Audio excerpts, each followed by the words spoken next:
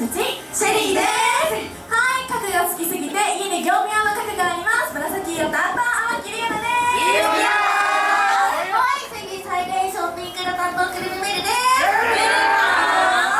はい、グラビアで万発したことあります。黄色担当山下ゆずきだにょ。はい、ニコニコオレンジ担当福田花だにょ。よろしくお願いします。よろしくお願いします。はい、本日はガールズデライトさんお呼びいただきありがとうございます。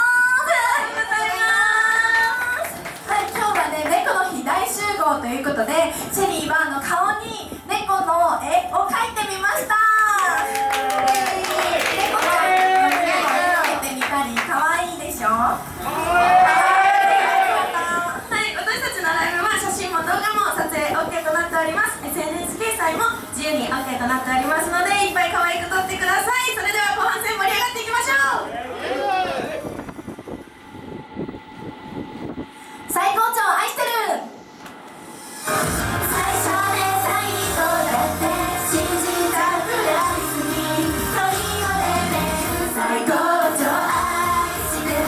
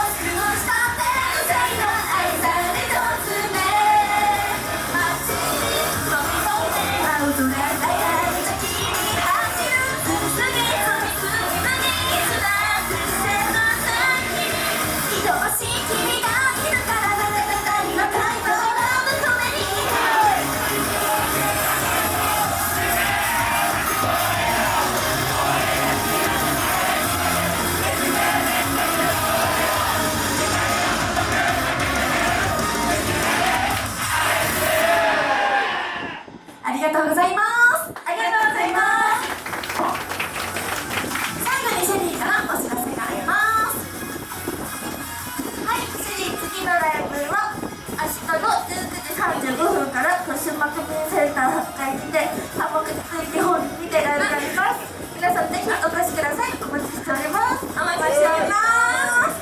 はい、そしてこの後終演後に特典会がございます。シェリーは1人ずつ名刺があるので無料でお配りしておりますので、ぜひお気軽にお越しください。それでは以上、私たちシェリーでした。ありがとうございました。